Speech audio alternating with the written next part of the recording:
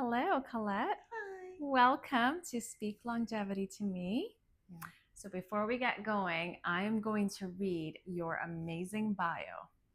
So, Colette Schnabel, a luxury longevity consultant, journalist, and a speaker known for her work at the intersection of health optimization, wellness innovation, and emerging human performance technologies.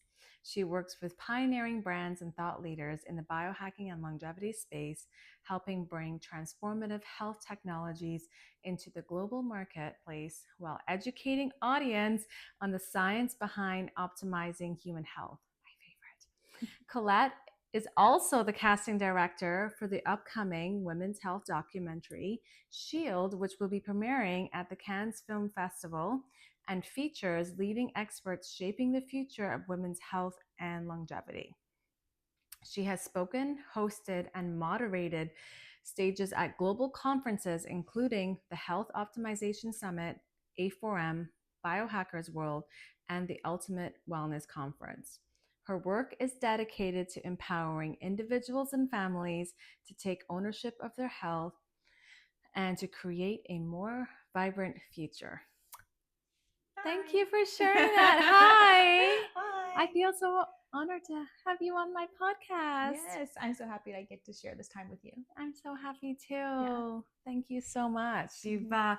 definitely done a lot, and I personally look up to and admire you. So I can't wait to share more about you with other people. Thank you. So as we get right on into that, I met you and I know you as the Biohacking Mama. Yep. That was what you've had as your original Instagram and throughout the space. So I'm just curious if you could tell us a little bit more about that name. Like, how did you come about being known as the Biohacking Mama? Well, I am a mom. I'm a mom of two really beautiful little kids. And it was after I became a mom that I became unwell, and really diving into honoring the fact of standing up for my own health sovereignty. While I was pregnant the first time with my son, is when I first dove into nutrition. My first pregnancy, I miscarried. And so when I got pregnant the second time, I was like, okay, let's figure out what I'm creating inside and really be responsible.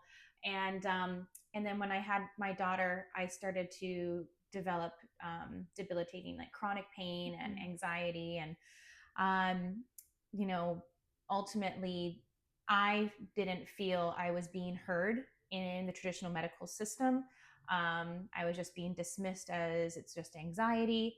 And it wasn't until someone that I respected and that was a coach of mine educated me that, traumas manifest within the body and things get stuck in the energetic patterns. And so that is what really opened and cracked my whole world wide open to biohacking and longevity and the conferences that we love to go to. And from there, everything just, continued to allow me to become a sponge, really. Like that's what I love to be. I love to know a lot or a lot of many things. I'd say a lot. Yeah. Yeah, that's where we resonated and we connected at a conference. Yeah. And your desire to learn, my desire to learn is where we connect with, I think, as well too. And on that note, that kind of leads into my next question.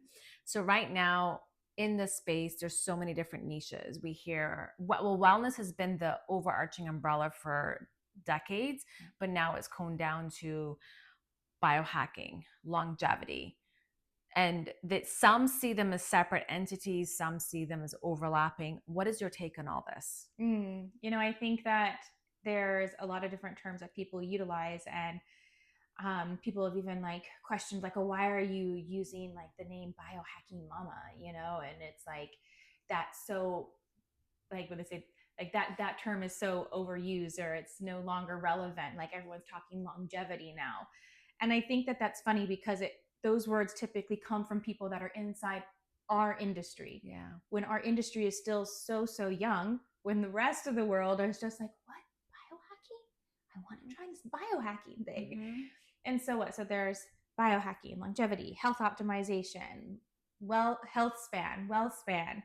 And when I was in Saudi Arabia last year I got to hear Dr. Walid Fatai speak, and he has been using the term well span for 20 plus years. And I love that term specifically because, you know, the mind is so powerful. And if you are not in the right mindset and having that mental wellness, that can really, really, excuse me, hold you back from taking your health and your health span, your longevity to that next level. Because if you don't believe that this tool, this hack, you know, the tests or the supplements that you're using are going to work for you, it will take longer or potentially not even work because of that's so powerful the mind is. So I think that, you know, they all really are the same thing. Ultimately, it's, do you feel good in your body? Like, can you wake up every day without aches and pains? Do you feel confident in, you know, what you're choosing to do? I think that if you are choosing to do one thing every day, at least minimum, to get yourself to that next best version, and it starts to compound, you know, that's the ultimate goal. So I don't think that there is the right terminology. It's whatever someone wants to resonate with in that moment. I love that. That's actually the best explanation I think I've heard, because at the end of the day, it's whatever serves you best. It's whatever you take from it, what you may leave, what doesn't serve you. So we're going to focus though. I mean, this is a longevity podcast. I started off in biohacking mainly because that was, for me, the explanation of the science of merging both. You know, I come from the health medical world and then the wellness world. It was a nice bridge. But, you know, biohacking has become so mainstream that now there's a bit of a negative connotation to it. And I think people just don't really understand the true concept of what it's really meant to be. So with that, what does biohacking mean to you? Well, you know, I kind of said it before, but like, to me, biohacking is understanding what is going on in not only inside your body, but in your everyday environment. And what can you do to make sure that you are giving it the right tools, whether that's technology, food, water, sunlight, to make sure that it's functioning at its best. So, I mean, and I think that, I don't know if it's I don't know if this is gonna be one of your questions. Yeah, no, just go ahead. We free flow. We free flow here. And I think that a lot of people could potentially be biohacking and not knowing it, right? That, you know, I mean, do you feel better if you're meditating, you know, when you wake up in the morning? Do you journal, right? Like all of these little things, like, are you doing yoga? You know, all of these things are all working on, you know, your personal well-being. That takes you to that next level. Yes, you can nitpick, right? You can do all the tests. You can wear all the trackers. I mean, I don't wear anything. I have had trackers, but I'm also a person that if I over like track, it can then also play with my mental wellness, right? So everyone is different, and you have to know. Some people want to be so dialed in. Me, I'm like, okay, I wake up, I feel good. What am I going to do today? You have to do what serves you. And I think you said it best. Like, I wear an Oura ring, but it's on airplane mode, and I check it probably once every 4 days, 5 days, until I get the alert, battery's dying. And I'm like, oh, what was my scores like? But it's because for me, I've just always learned from a very young age to be intuitive. Growing up in the Caribbean, we didn't have access to medical care.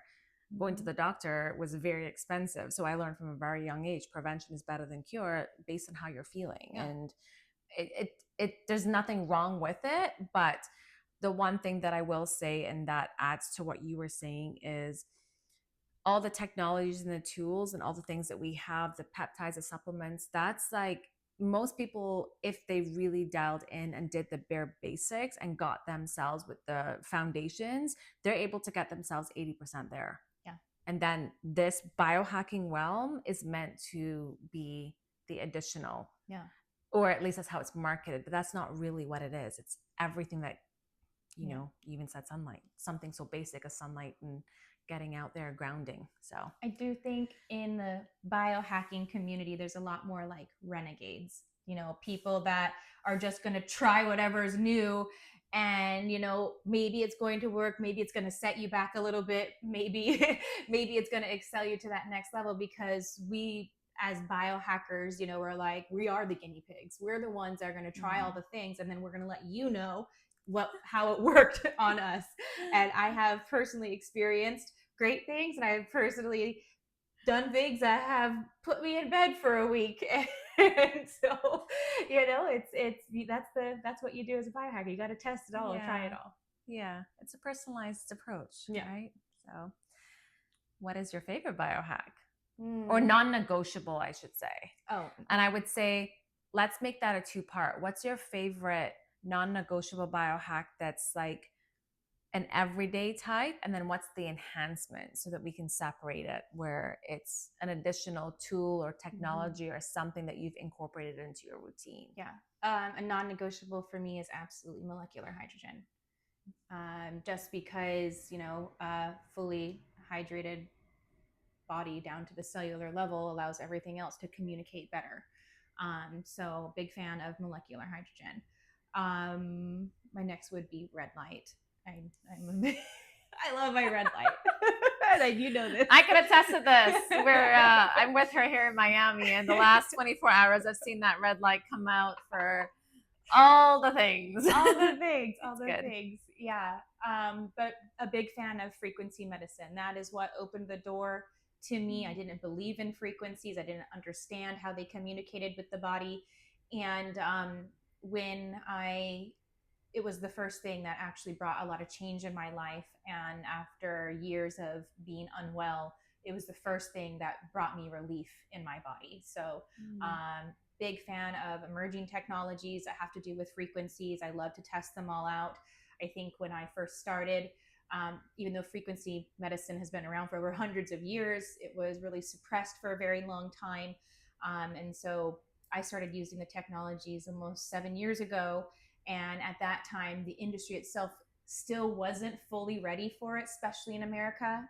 In Europe, it's very common to use, maybe in Canada too. I'm not too sure. Ish. Yeah, a bit more. I think Europeans have definitely. Yeah. And then for the sake of the listeners, can you explain a little bit about what the frequency technology or medicine is, like in layman's terms, so that they understand? Okay. There's no right or wrong. So this is how I explain it to people. So each one of our cells have all these like tiny antennas on them, receptors, and different frequencies communicate with them. So if you think of your car fob unlocks your car, but doesn't unlock the car next to it, it's that exact signal that resonates to your car to unlock it. So all of our cells with their receptors around it, you can even say Advil. Everything has a frequency, right? Advil will send the frequency of what Advil does to your cells to turn off that inflammation. Well, you could use technology that emits a certain frequency or hertz or something like that to work at a faster level to communicate to the body. It can be delivered through actual like microcurrent. It can be done through sound waves. It can be done through color, through light. People even use certain patches that resonate frequencies through the body. There's a lot nowadays. And that was an excellent explanation. Wow, the car fob, I love it. That's really good. See, this is why you're on here, to share the wisdom. What's one thing that you wish more people knew about in this space that you feel is either underrated or misunderstood? Ooh, that's a tough one. It'd probably go back to the frequencies. Yeah, I think it would be. And I've definitely see a shift in the past year and a half going to the conferences that more people are open to it. A great piece of technology, not endorsing, no affiliation with them, but WaveWatch is a really good example. Because when I started working with a piece of technology, bringing it into the industry 7 years ago, they weren't ready for it. And I was explaining like it's a wearable that you can use frequencies.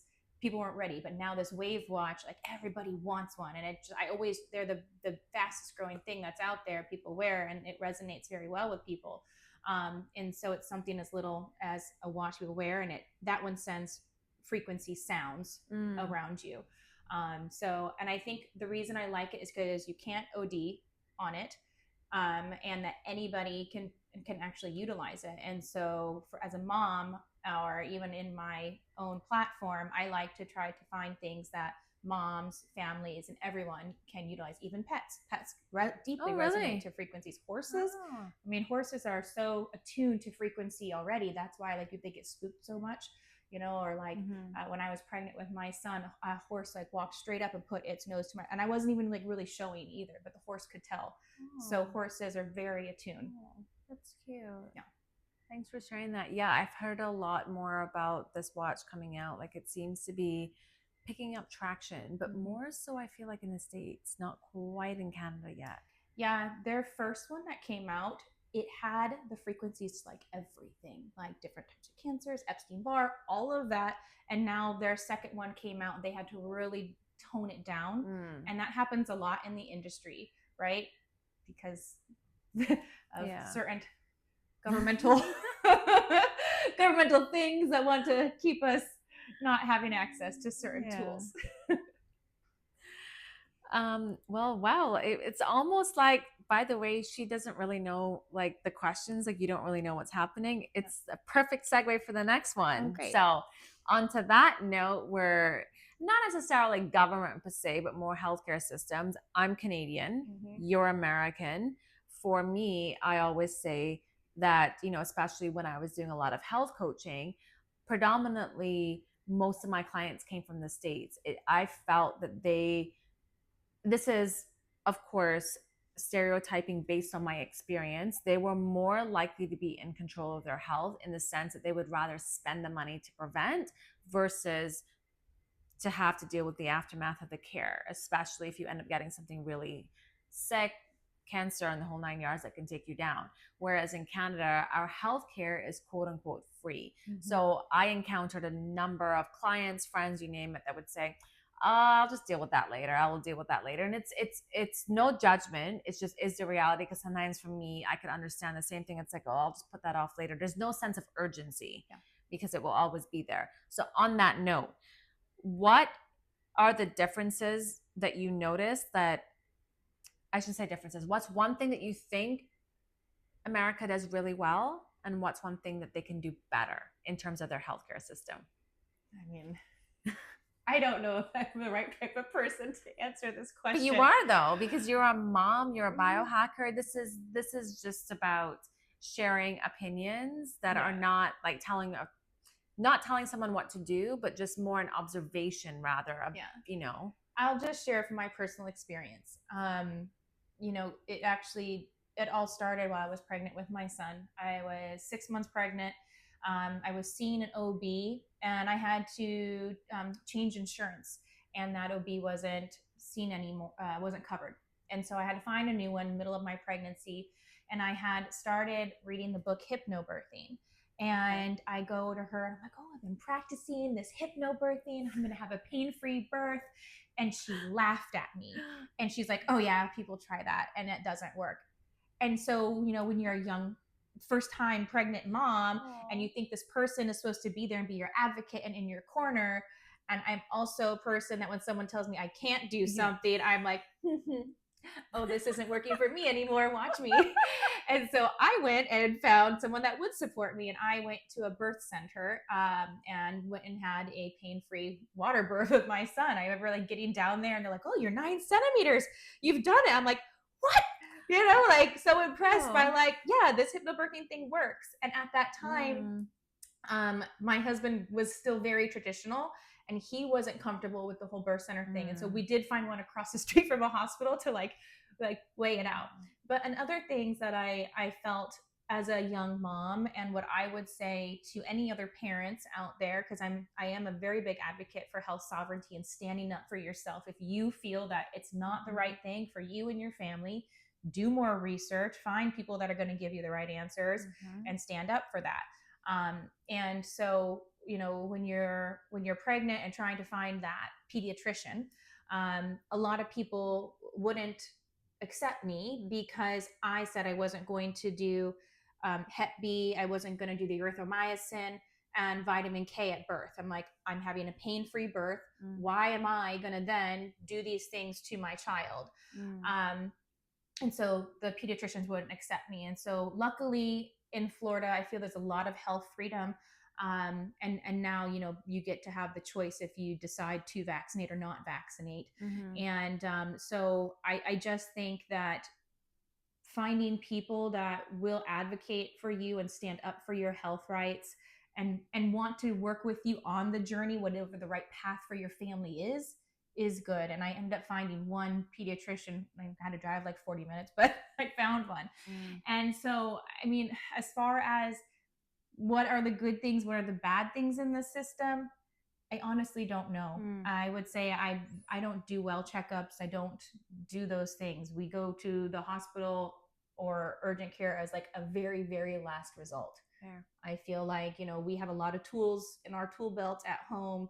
I do a lot of things naturally, back to like, socks on, not socks, onions on the feet with socks if they're sick. I'm like doing all of the old ways. So Yeah. that's all I can really share about how I feel of the Yeah. medical system. No, I like that. Thank you. And I will just say for record, this isn't about pitting the biohacking longevity community versus the medical. Like I obviously came from the medical community, and it's not one versus the other, which is the problem. Mm-hmm. It's like there should be a merge of it.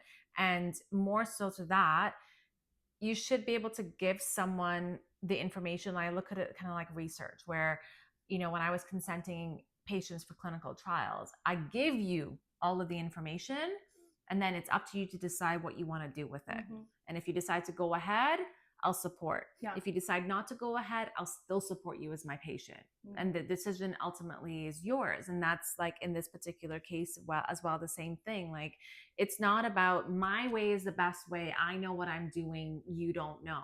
It's allowing the individual to make the decision, at the end of the day. And hopefully it's not life threatening. And if it is, then that's a whole different conversation that I'm not legally allowed to or even want to get into. But that's the whole thing with the biohacking space, is that it's so pivoted, as in like, you guys are anti-medicine and anti-proper health, but it's really not. It's just, you want to do stuff that you feel is the more appropriate path for you. Mm-hmm. That being said, though, a few months ago, I went to the Buck Institute and I sat a bunch of lectures, and it was a very eye-opening experience because all of the lectures had to do with upcoming drugs that they're researching and trying to develop, and all about longevity. So whether that's, and I'll say it, of, trying to make money off the industry potentially, but also I see it's going to be a gateway and to open doors for those who stand by and really trust the traditional medical system, and allow them to have access to these new types of drugs that will help enhance their longevity, and only going to then show them, the rest of what we already know. So and some of those are like, 5 to 10 years out. But I mean, the medical system is shifting into other forms of longevity. Yeah, for sure. I'm happy to see it. Thanks for sharing all that. So this is a question that I think about a lot, and I have engaged in conversation a lot with people about this. Do you think, as a whole, the society, are we heading in the right direction when it comes to health and wellness? Or is it that we are now just trying to fix all the problems that we've created with all of this advancement in technology, fast-paced lifestyle? I think it's a this and that. I think it's a mix of both. I think that, obviously we're aware our food supply, our water supply is so damaged with toxins. Our soils don't have the right nutrients, so our food isn't giving us the nutrients that we truly need. And all of and if you think of things that have been passed down through generations, that could be in the body. But then you also see a shift of what's happening to people, like choosing homesteading and, choosing to do their own farming, or people understanding. I mean, I love what you've told me, like, I don't have any electronics in my room or anything like that. And people are recognizing that they have to do certain things and take control, again, that the sovereignty of your own health in your own hands, because we are bombarded so much as soon as we walk out the door. Right. And so it is a this and that, because yes, we have access to all these things. If you take the time to learn the knowledge and ways that you can support your body, support your nervous system, then that's great. But also we have all those other things that we have to counterbalance. Yeah, I agree. Thanks for sharing that. Mm-hmm. Pivoting slightly, because I know you go, like, she's like my conference queen. She's always going to all these amazing conferences. What's one that you've gone to that you think is absolutely amazing and you recommend? Well, Hard to answer, no, I mean, and I'm just gonna say from my experience. So prior to becoming a mom, I traveled the world aboard luxury yachts. That was my career prior to that, and so I love traveling. I've been to conferences all around the world, and last October I got to go to Saudi Arabia for the first of its kind conference called Zenos Health Summit. Um, what I loved about that, it was a full experience, not only in the immerse of a new culture for me, but it was amazing to witness, the what the region and the kingdom already are doing, and the doctors that they have there that are stepping into this longevity realm, but then showing that whole new community what we're doing. Like, we're very privileged in America, we're privileged in the UK to have these types of conferences, and so to let them experience or understand why more of this needs to be brought into that region, it was really fun to be part of. And then the whole experience that it was put on by two brothers, Mazen and Marwan Carnaby, and they put on every evening like the best experiences every single night. And so to travel on the complete other side of the world, and to like people, typical Americans, are you sure you're going to be safe? I'm like, yes, I'm going to be safe. What are you talking about? It was by far one of the best experiences I ever had. And I can't wait for them to do another one of those. And I think that was beautiful, merging of different cultures together. I love that. That's that. Well, I mean, it's my culture, so Yeah. it's on my radar. I'm like, let me know when the next one is. I'm there. But yeah, she's my little conference. We actually met at a conference, but you're my little conference guru. And I'm like, Colette, tell me what's new and what's happening. Yeah. Name one place anywhere in the world, whether it's a community, a specific longevity center, a hotel, anywhere where you would highly recommend for someone to go if they are keen to be in, whether it's a reset or they're into longevity. I genuinely don't know the answer. I'm like, did you just say the answer? No. I genuinely don't know. I think it depends on the person, right? Because some people thrive in, luxury resort settings, right? I love nature. So nature is one of the biggest things for me to disconnect from a very busy world, on my phone all the time, on the computer, doing meetings. And so being in nature is one of the biggest things that helped me.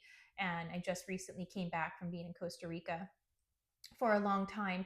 And I went to a longevity center, one that you recommended to me. She was like, all these people are going from Canada. And I was like, well, then I must go. And so I did go, and it was beautiful. It's actually called Recenter. So that's why I was like, are you teeing me up?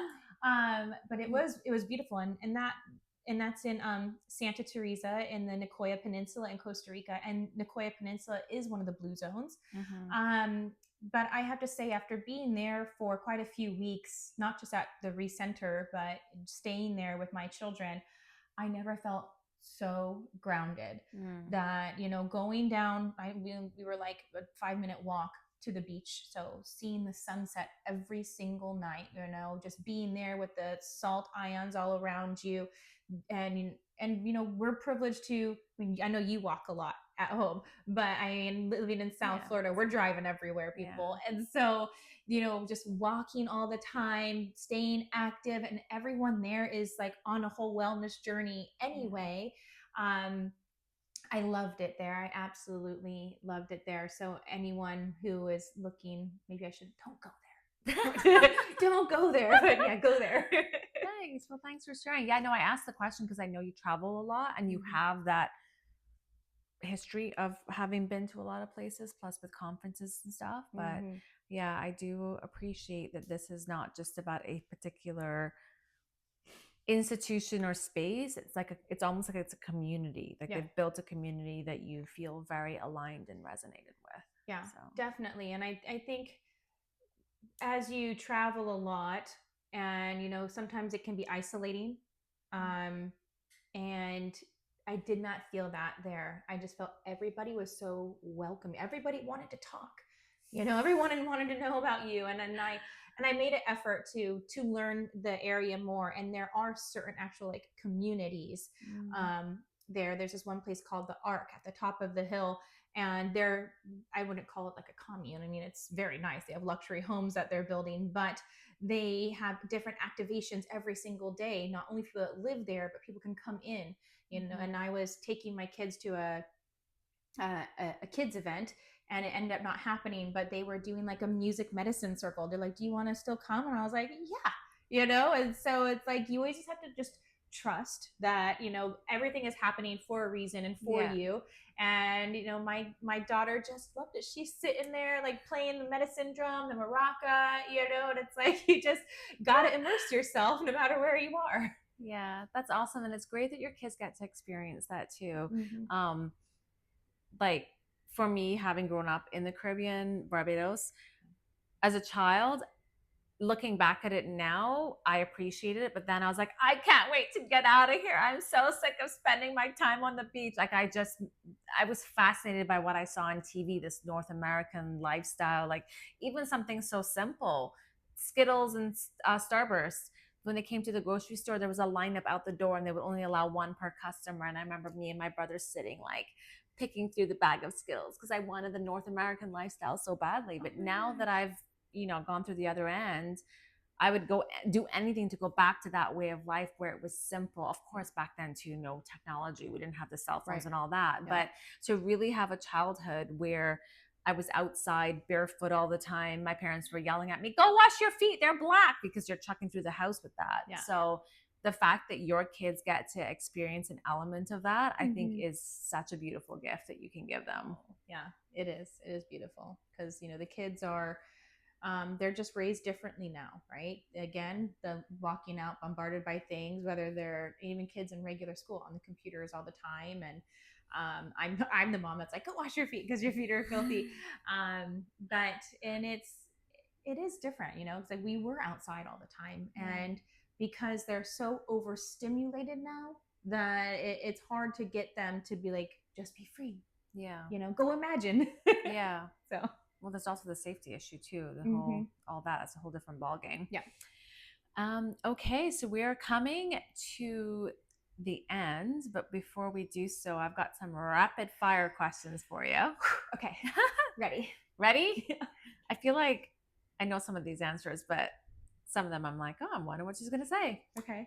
Matcha or coffee? Matcha. Mountains or beach? Mountains. Pilates or weightlifting? I only just started Pilates. So. That's okay. It's whatever you like. That's a tough one. That's not very rapid. I guess I'll go Pilates for now, but I do love weightlifting. Hydrogen, water, or electrolytes? Hydrogen, water. Peptides or red light therapy? Your red light mask or your peptides? I would say red light. Oh, okay. Cold plunge or sauna? Oh, gosh. I'll say sauna. Okay, I figured you'd say that. Last question. What legacy do you hope to leave behind? Yeah, I think the importance of the message that I just hope to leave behind is that people continue to be curious, people continue to trust themselves, push boundaries, and if you feel it's not right, that you're standing up for yourself, because you only have one life to live, and if you are a sheep, you're not living your life. Yeah, great answer. Thanks. Thank you so much for being on here. Yay. Thank you guys for listening.